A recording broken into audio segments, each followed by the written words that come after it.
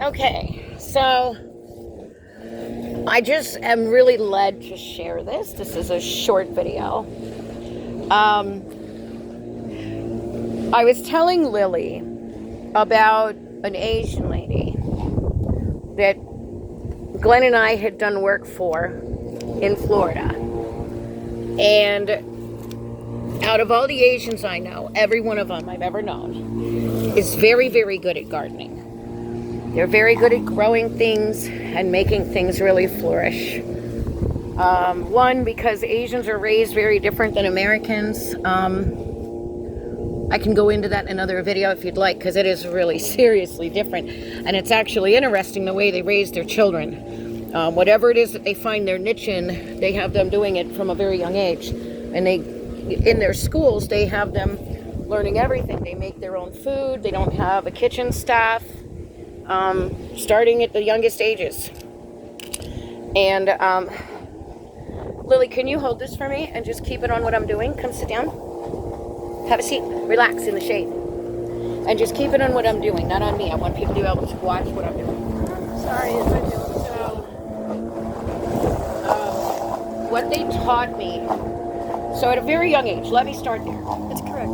They start them in school learning to cook their own food. They have a nutritionist that comes in and teaches them about having optimum health, how to eat to have optimum health, etc. And they teach them how to cook their own food. Number one, that's why they can all cook. Amazing. All of them. And then they also have, they spend most of their days in school. They spend 7 days a week and most of their time in school. And they have things where the youngins learn to do construction, like, and not Legos. They have not real cement because that's dangerous, but they have like blocks and stuff, and they teach them how to build, and they teach them how to sew, they teach them how to dance and play instruments. And as they get a little older, from their youngest ages on up, as they figure out what their niche is, whatever it is they're good at, they start honing in on it with them. And they start teaching them that and really having them engage in mostly that. They still work with them on the rest of it. Math, all of those things, right? The regular curricula. But whatever it is that they're the best at, cooking, music, dancing, building, they teach them. But one thing that they all learn, no matter what their niche is gardening and cooking. They must know those things. And what they've taught me, especially this particular woman, because every one of them did the same thing. And this is a message from the Lord. When they're gardening and they have particular things, what you see me doing, I'm trimming around strawberries, wild strawberries that we had transplanted that are now really taking off. They're so cute. And you don't want to mow around them. You don't want to take harsh chemicals. You don't want to really pull the weeds around them, kind of. You want to carefully trim them. This was a woman particularly that taught me this, that Glenn and I, when we had our tree service, were doing a job for. See, I don't want to cut those because that's part of the strawberries. And she had everything from papayas to chocolate fruit, to bananas, and lots and lots of delicate things. Dragon fruit. We're talking in Florida where you can grow those kind of tropical things. Dragon fruit? Yes. Nice. And Lily. Sorry. She loves dragon fruit. Yeah, I do. Anyway, and she had a lot of other delicate things, really delicate things. And she said the wisest way for anyone to have a green thumb and to grow what they really want and have it flourish and have a good harvest of it is to take your time when you're, taking care of it. You got to do it several times a week. Daily is really best, they say. But see, this one is broken. I'm going to carefully trim it at the top. And that's okay. This one is not broken. You want to get around them. You don't want to cut anything that's actually of the strawberry vine. And when you do this, you're not only taking the time to spend with your plant, because plants are really cool creations of God, they're alive, but so they're receiving that love, right? You guys, all of us have seen the scientific studies on plants and how different vibrations, the way we talk to them, actually changes them, right? God made them like that, just like us. And when you're careful, and you carefully go around it, you carefully trim out any weeds, any grass, anything that might choke out what you're trying to grow, that's when it's going to grow the best. The pruning, it's pruning. This is proper pruning. And if you think about the biblical passages about pruning, what you're seeing here is what God is talking about. He's not just talking about taking like a chainsaw or a, oh my gosh, my brain is locked up. I know what it's called and I can't think of it. Lawnmower? No. Well, I mean, but no, because this is, yeah, you don't want to mow near it, that's for sure. Yeah. So here's strawberry vines. I don't want to ruin those. See these? I don't want to ruin those. Some of them are broken, so I trimmed them. You trim anything that's been injured and let it go. So, you don't want to take any kind of tools, and unless you absolutely need them for big branches, right? For big stuff. But when it comes to these little things and the smaller twigs and things like that, you want to use a smaller tool that's not going to be as abrasive, and you want to spend time on it, look around it, and carefully trim around it. Does that make sense? Because here's the thing.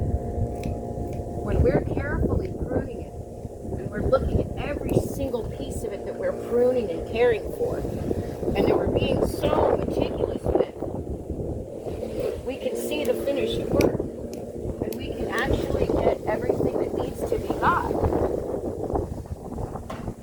Now look at how nice and neat this looks now. This needs to go. This is not a part of it.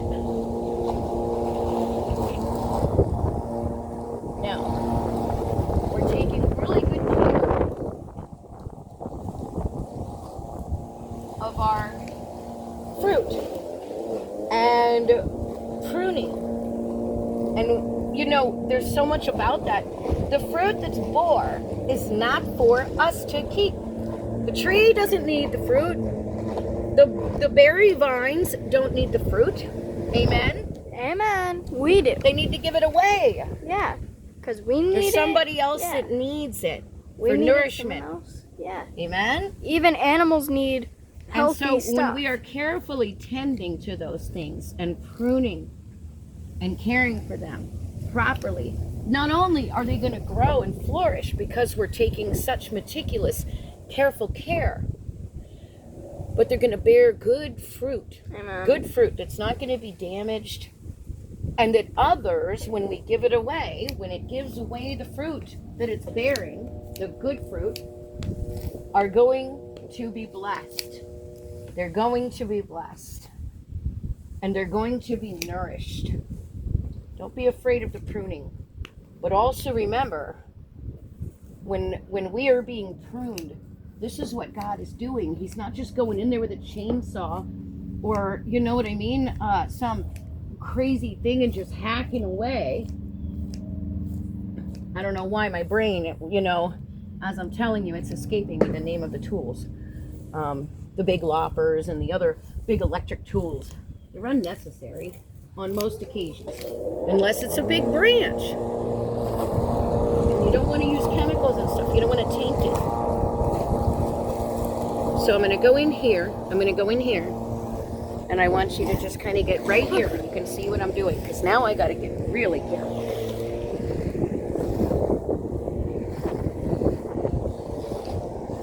That's fine. Yeah. I don't want to cut any leaves Of the or strawberry anything of the actual berry vine. I have to get anything else that's foreign anything foreign that's going to try to hinder it. Oh.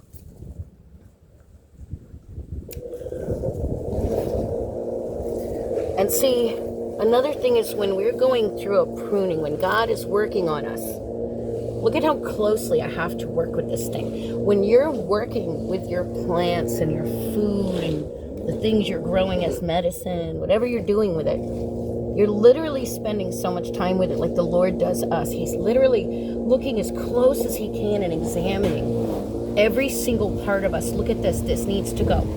That leaf, right? It's damaged. It's got to go. And you don't want to rip it off because you don't want to hurt the plant. Yeah. You just want to carefully trim it off. Yep. So I'm going to go right here and I'm going to grab this grass and I'm going to cut it. I know that this needs to go. I also don't want to hurt our lily of the valleys. There we go. See how pretty? Ooh. Now I can go in I love it. and get rid of a lot of this grass. There, see? Mm-hmm. And it won't choke them out. And this is why my stuff grows. This is why I have a green thumb. Because I listened to the instruction. And I'm careful. And here are the That's strawberry what God flowers. intends. And that's what God does for us. So we need to adhere to that. We need to be willing to take that time. And you know what that Asian lady said to me? I'm gonna conclude with this. That Asian lady said, if you don't have the time to invest in doing this kind of meticulous care, then you need to quit what you're doing. Either that, or don't bother to grow it. Amen. You have to spend the time on it. Yeah. So it's kind of like a biblical passage, right? You're either hot or cold. You're either on fire or you're ice cold. Right? I vote The on fire. lukewarm will get spit out, vomited out, spewed violently. Now see, there's a lot of stuff here that I have to really carefully cut that is not a part of the vine. Ha! The true vine. We're looking for the true vine. Amen? Amen. And we want to make sure to prune around it carefully so the true vine can bear good fruit. And the way to do that is to spend time on it like God spends on us when he carefully, meticulously prunes us and shapes us and cares for us and tends to us as we're tending to this garden right now. Amen? Amen. This is important. Very important. And I think a lot of people miss this. This is why a lot of people are off base. So if you're looking to grow food or flowers or medicinal items in real life, and you're wondering why it won't grow, Mary, Mary, quite contrary, how does your garden grow? With bluebells and cockle shells and marigolds all in a row. Well, it's because you're unwilling to spend the appropriate time carefully, meticulously tending to your crops, to your flowers, to your trees. The ultimate gardener is teaching you a lesson.